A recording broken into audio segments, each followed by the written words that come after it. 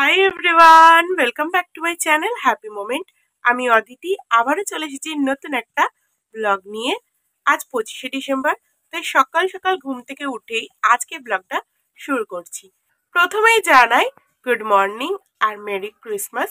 বড়দিনের অনেক অনেক শুভেচ্ছা তোমাদের সকলকে। প্রতি বছর আমাদের বড়দিনটা কেমন যায়, সারাদিন সকাল থেকে কি কি করি, আজকে সবকিছুই তোমাদের সাথে শেয়ার করব। তো চলো বেশি দেরি না করে আজকের ব্লগটা শুরু করা যাক। হ্যালো এভরিওয়ান, আমি একটা বেগুন নিয়ে চলে এসেছি। দেখো বেগুনটা কত সুন্দর, কিন্তু পোকা ধরা তাই। তোমরা তো বুঝতেই পারলে যে আমি যখন ব্লগটা স্টার্ট করেছিলাম তখন এখানে হিয়া এসে ছোট্ট একটা বেগুন কিনেছে, সেটাই দেখাতে চলে এসেছিল। আর ও ভেবেছিল ক্যামেরাটা হয়তো অন করা নেই, আর হঠাৎই ক্যামেরাটা অন দেখে ও ছুট্টে পালিয়ে গিয়েছিল। তারপর আমি বললাম চল এসেছিস যখন আর একটু জিনিসটা দেখিয়েই দে। ও আমাকে এটাই বলছিল যে ওর কাছে নাকি সবজির দোকানদার এই বেগুনটার জন্য কোনো রকম পয়সা নেয়নি, ওকে এমনি এমনি দিয়েছে। আমি উঠানে গিয়ে দেখছি আমাদের চন্দ্রমল্লিকা গাছটায় কি সুন্দর সুন্দর ফুল এসেছে। এটা যদিও এবার আমরা লাগাইনি, আগের বাড়িরই ছিল, সেই গাছটাতেই এবার এত সুন্দর ফুল হয়েছে। শীতকালে এই চন্দ্রমল্লিকা ফুলগুলো দেখতে কিন্তু বেশ সুন্দর লাগে।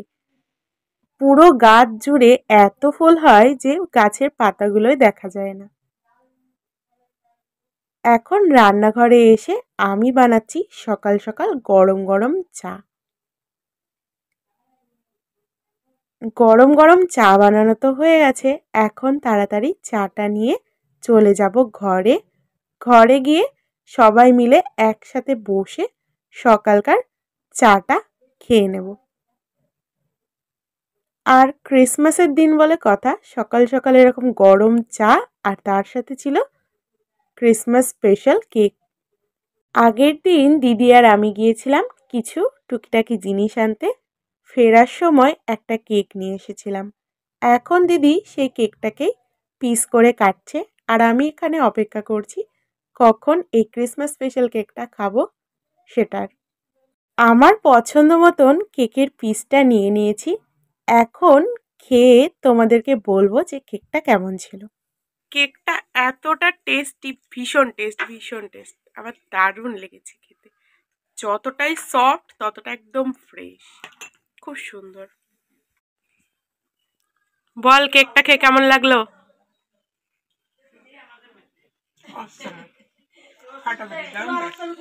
টেস্টটা কিন্তু একদম ভীষণ সুন্দর, তাই না? চলো আমরা তাহলে এখন কেক খাই, আর তোমরা দেখতে থাকো ভিডিওটা। 25শে ডিসেম্বর মানে ক্রিসমাস ডে আর কেক খাওয়ার দিন। সকালে উঠেই আমরা একদম বসে পড়েছি গরম চা আর কেক খেতে। সবাই মিলে বসে বসে গল্প করতে করতেই চা খাওয়াটা শেষ করলাম। এখন যাচ্ছি মা কি করছে রান্নাঘরে সেটাই দেখার জন্য। মা এখানে সকালের জল খাবার তৈরি করছে। মা রান্না করুক, আমি এখন একটু বাইরে যাই। আর বাইরে গিয়ে দেখছি আজকে সকাল সকাল কত সুন্দর ঝলমলিয়ে রোদ উঠেছে। প্রতি বছর দেখি 25শে ডিসেম্বরের দিন বেশিরভাগই সূর্যি মামার দেখাই পাওয়া যায় না, ভীষণ ঠান্ডা পড়ে, তার সাথে ভীষণ কুয়াশা থাকে। এবার সকাল সকালই ঝলমলিয়ে রোদ উঠেছে।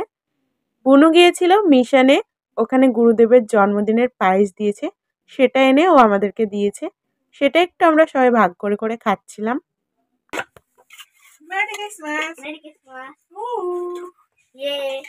Mary Christmas, ya merry Christmas. এখন বানানো হচ্ছে সকালের ব্রেকফাস্টে স্পেশাল মেনু। কি রান্না হবে আজকে? আজকে এখন আমাদের ব্রেকফাস্টে হচ্ছে মেথির পরোটা আর আলুর দম। বাহ, তাহলে এখন এখানে ময়দা মাখা চলছে,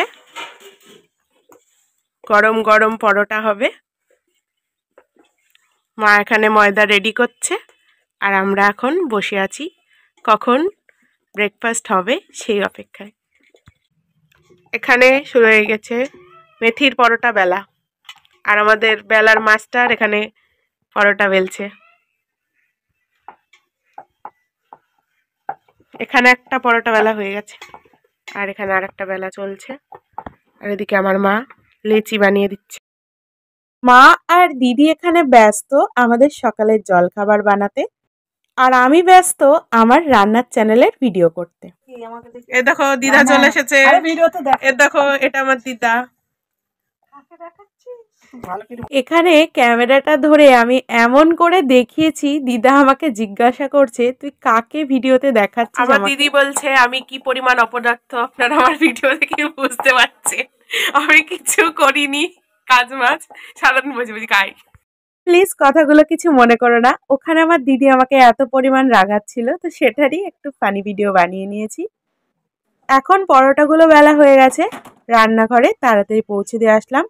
দিদি এখন গরম গরম পরোটাগুলো ভাজবে, তারপরে আমরা সকালের খাওয়া দাওয়া সারবো। আর তোমরা তো জানোই আমার একটা রান্নার চ্যানেল আছে, সেটার জন্য আজকে একটা ভিডিও বানানোর ছিল, তাই আজকে নতুনত্ব একটা পরোটা বানিয়েছি। এর রেসিপিটা তোমরা কিন্তু আমার খাদ্যপ্রেমী বাঙালির চ্যানেলটা সার্চ করে দেখে নিও, ওখানে পেয়ে যাবে। অলরেডি ভিডিও আমি আপলোড করে দিয়েছি।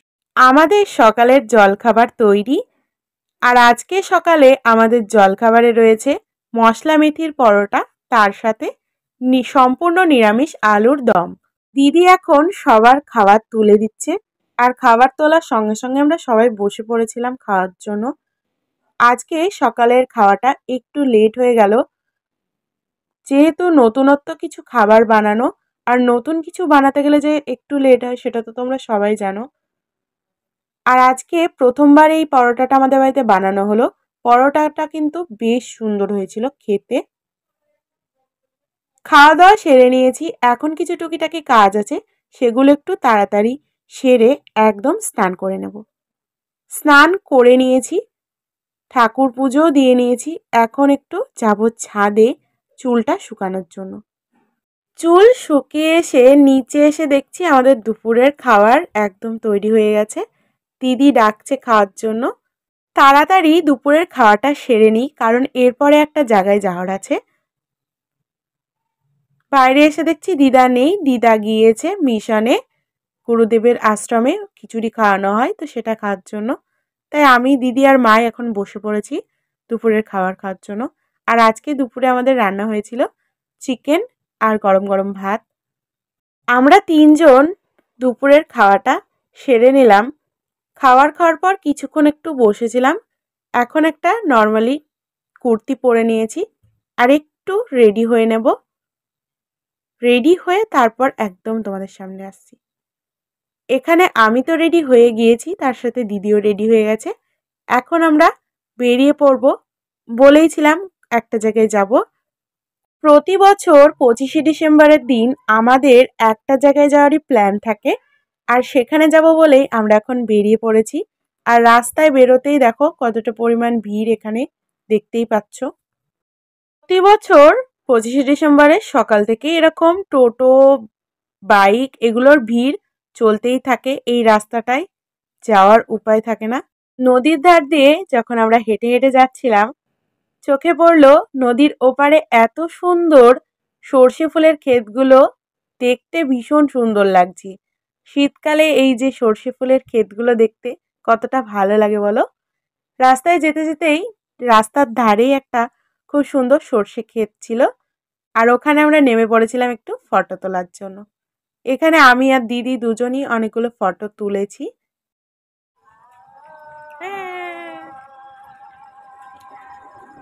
সর্ষে ক্ষেতে ফটো তোলার পর এখন আমরা আবার এখান থেকে হাঁটা শুরু করলাম। আমরা যেখানে যাব সেখানে প্রায় কাছাকাছি চলে এসেছি। আমাদের এখানে রয়েছে একটা পরমানন্দ মিশন, আজ আমরা সেখানে যাব বলেই বেরিয়েছি। 25শে ডিসেম্বর স্বামী পরমানন্দের জন্মদিন উপলক্ষে ওখানে অনুষ্ঠান হয়, আর রাস্তায় যেতে যেতেই দেখতেই পাচ্ছ দুই পাশে ছোট ছোট দোকানও বসেছে। এই হচ্ছে পরমানন্দ মিশন। এখন আমরা মিশনের ভেতরে যাব। এখানে মিশনটায় চারিদিকটা খুব সুন্দর করে গাছ লাগিয়ে, ফুল বাগান বানিয়ে খুব সুন্দর করে সাজানো। সেটা তোমাদেরকে আজকে দেখাতে পারলাম না, শুধুমাত্র এটাই দেখালাম এই পিএমটা গাছ দিয়ে বানানো। পিএমের মানে এখানে পরমানন্দ মিশন, সেই কারণে এখানে পিএমটা বানানো হয়েছে। আমরা প্রতিবার দিনে সকালের দিকে আসি, এবার আমরা বিকেলের দিকে গিয়েছিলাম। তাই দেখো হালকা হালকা অন্ধকার হতে শুরু করে দিয়েছে, তাই চারিদিকটা অতটাও ভালো বোঝা যাচ্ছে না। তবে খুব সুন্দর করে এবার লাইট দিয়ে সাজানো হয়েছে পুরো আশ্রমটা। দিনের বেলায় পুরো আশ্রমটা দেখতে কতটা সুন্দর লাগে সেটা তোমাদের সাথে পরের কোনো ভিডিওতে আমি অবশ্যই শেয়ার করব। এই জায়গাটা এতটা সুন্দর, দারুণ লাগছে দেখতে, দেখো কতটা সুন্দর। এই জায়গাটা এতটা সুন্দর লাইটিং দিয়ে ডেকোরেশন করা হয়েছিল, ভীষণ ভালো লাগছিল। এখানে আমি একটা শর্টসও বানিয়েছি, যেটা আমি ইউটিউবে আপলোড করে দিয়েছি, তোমরা হয়তো দেখেও নিয়েছো। আর তার সাথে অনেকগুলো সুন্দর সুন্দর ফটো ক্লিক করেছি। এখন আমরা এখান থেকে বেরিয়ে যাচ্ছি। আমাদেরকে তো স্বামী পরমানন্দের ফটোটা দেখানোই হয়নি। এই যে এটাই হচ্ছে স্বামী পরমানন্দ। ওনার জন্মদিন উপলক্ষে এত সুন্দর করে পুরো আশ্রমটাকে সাজানো হয়েছে। সন্ধে হয়ে গেছে আর কিছুক্ষণের মধ্যেই গুরুদেবের আরতি করবে, তাই সবকিছু গোছানো চলছে। তার সাথে এখানে প্রার্থনা করাও শুরু হয়ে গিয়েছে। 2-5 মিনিট মতন ওখানে দাঁড়িয়ে একটু আরতিটা দেখলাম। যতক্ষণ এখানে গুরুদেবের আরতি এগুলো হচ্ছে ততক্ষণে ভাবলাম চলো তোমাদেরকে বাকি যেগুলো রয়েছে সেগুলো একটু দেখিয়ে নিয়ে আসি। এখন যাচ্ছি আমরা পেছনের দিকে, যেখানে আজ সকাল থেকে এক নাগাড়ে খিচুড়ি রান্না চলছে। আর হাজার হাজার মানুষ কিন্তু আজকে এখানে আসে আর খাওয়া দাওয়া করে। এই জায়গাটায় খিচুড়ি রান্না চলছে আর এই দিকটায় চলছে সব মানুষের খাওয়া দাওয়া। এতটা রাত হয়ে গেছে, এখনও খাওয়া দাওয়া কিন্তু চলছে। সেই সকাল থেকে খাওয়া দাওয়া শুরু হয়েছে। ঘুরে এসে দেখছি দাদা বৌদি মামি হিয়া সবাই এসেছে, ওদের সাথে দেখা হয়ে গেল। আর আমরা ভাবলাম এদিকে যতক্ষণে প্রার্থনা হচ্ছে ততক্ষণে এখানের আশ্রমের একটা কালী মন্দির রয়েছে, সেখানে একটু আমরা সবাই মিলে ঘুরে আসি। আর এখানে দাঁড়িয়ে দাঁড়িয়ে আমরা কয়েকটা সবাই মিলে ফটো তুলেছি। এখন যাচ্ছি আমরা মন্দিরের দিকে। চলো। এই হচ্ছে পরমানন্দ মিশনের কালী মন্দির। এখানে যখন এসেছি তাই ভাবলাম মায়ের একটু দর্শন করে যাই। প্রতি বছর বৈশাখ মাসের শেষ মঙ্গলবারে এখানে বড় করে মায়ের পুজো দেওয়া হয়। আর এবার গিয়ে দেখলাম মায়ের একটা ছোট্ট পিতলের মূর্তি এখানে করা হয়েছে। এই হচ্ছে সেই মূর্তিটা। দীপা মা আবার আমাদেরকে প্রসাদ দিলেন। প্রসাদটা নিয়ে ওনার সাথে একটু দাঁড়িয়ে দাঁড়িয়ে আমরা গল্প করছিলাম।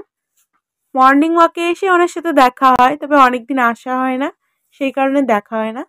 তাই দাঁড়িয়ে দাঁড়িয়ে অনেকটা সময় গল্প করা হলো। তারপর দেখছি হিয়ারা আসছে। কি হয়েছে? জুতো ছিঁড়ে গেছে।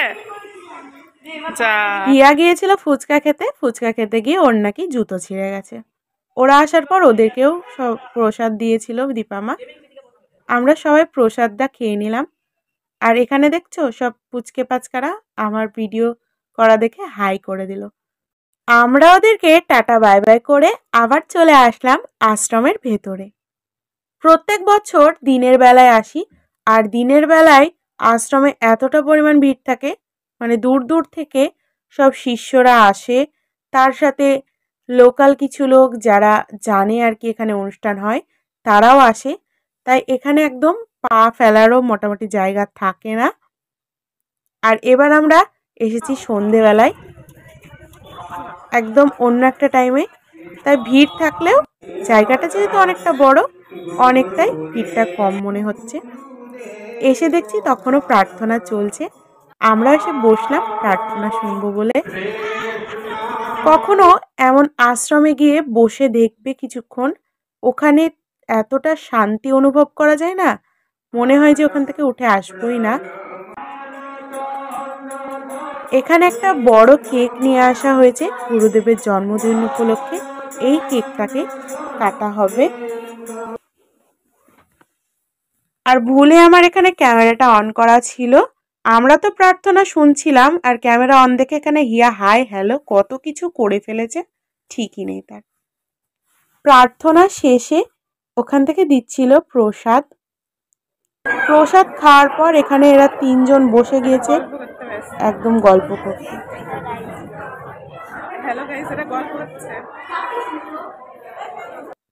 সবাই মিলে খুব সুন্দর করে এখন চারিদিকটা বেলুন দিয়ে সাজিয়ে নিচ্ছে।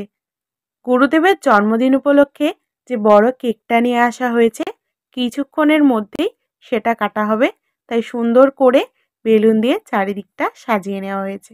আমরা এখানে বসে রয়েছি, আর হিয়া কি করছে দেখবে? পেয়েছে, এখানে খেতে বসে গেছে মিষ্টি পেয়ে খেয়ে দেখা গাড়ি দেখা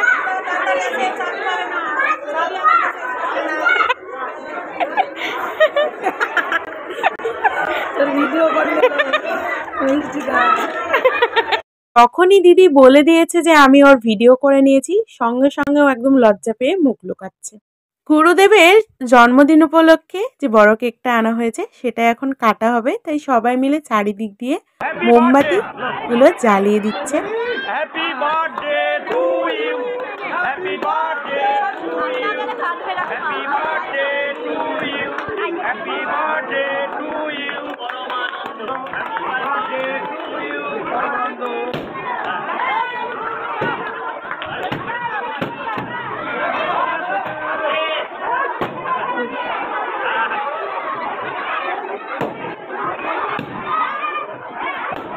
প্রত্যেক বছর গুরুদেবের জন্মদিনটা আশ্রম থেকে এইভাবেই পালন করা হয়, আর এটা ছিল স্বামী পরমানন্দের ৭১তম জন্মদিন। আমরা প্রত্যেকবার দিনে আসি, তাই কোনোবারই এই মুহূর্তটা দেখা হয়ে ওঠেনি। এবার প্রথমবার সন্ধেবেলায় এসে এই মুহূর্তটা দেখে আমার তো ভীষণ ভালো লেগেছে। আর কত মানুষ এখানে গুরুদেবের জন্মদিনের এই অনুষ্ঠানটা দেখতে আসে। এখন একটু এসে বসলাম, ওদিকে তখনও কেক কাটা চলছে। সবাই কেক কাটার পর এই যে বড় কেকটা, এটাই এখন সকলকে দেওয়া হবে। কত মানুষ এখানে এই অনুষ্ঠানটা দেখতে এসেছে দেখো। এখানে উপস্থিত সকলকে গুরুদেবের জন্মদিনের কেকটা দেওয়া হচ্ছিল, আমাদেরকেও দিয়েছে। আমরা সবাই মিলে কেক খেয়ে চলে গিয়েছিলাম রান্নার জায়গাটায়। হিয়াবুনু সকাল থেকেই জেদ করছিল আর কান্নাকাটি করছিল খিচুড়ি খেতে আসার জন্য, আর মামি সারাদিন ওকে নিয়ে আসেনি, আর কান্নাকাটি দেখে শেষ পর্যন্ত ওকে নিয়ে আসা হয়েছে। একদম শেষ মুহূর্তে খিচুড়ি খেতে পেয়ে হিয়াবুনু খুব খুশি হয়েছে। কি হয়েছে চটি? চটি ছিঁড়ে গেছে? খিচুড়ি খাওয়ার জন্য চটি ছিঁড়ে চলে এসছো? তাহলে আর কি, খিচুড়ি খাও, পেট ভরি খেয়ে নাও ডিনার হিসাবে। এখানে খিচুড়ি আনা হয়েছে, এটা আমরা খাবো, কিন্তু কতটা খেতে পারা যাবে বলা যাচ্ছে না, গরম, বসার জায়গা পাইনি, বহু কষ্টে বসিছে। কেমন লাগছে খিচুড়ি? হ্যালো, আমি খিচুড়ি খাবো না করছিলাম, আর দিদি একটা পাতায় অল্প করে খিচুড়ি এনেছিল, এনে বলল চল এটা থেকে আমি আর তুই দুজন মিলে ভাগ করে খাই। তা একটু টেস্ট করে দেখলাম, বিশ্বাস করো খিচুড়িটা কিন্তু ভীষণ টেস্টি ছিল। আর অনেকটা রাত হয়ে গিয়েছিল, সকাল থেকেই খাওয়া দাওয়া চলছে, তাই এখন তরকারিটা একটু কম পড়ে গিয়েছিল। প্রচুর খিচুড়ি ছিল এখানে। আমরা খিচুড়ি খাওয়ার পর এখানে দিদি একটা পাতায় করে অল্প করে খিচুড়ি নিচ্ছিল মায়ের জন্য। আমার মা এই ধরনের খিচুড়িগুলো খেতে না ভীষণ পছন্দ করে। আগে বাবা কোথাও যদি এরকম খিচুড়ি খাওয়ানো দেখতো না, আমার মার জন্য সেখানে ঠিক ম্যানেজ করে নিয়ে আসতো।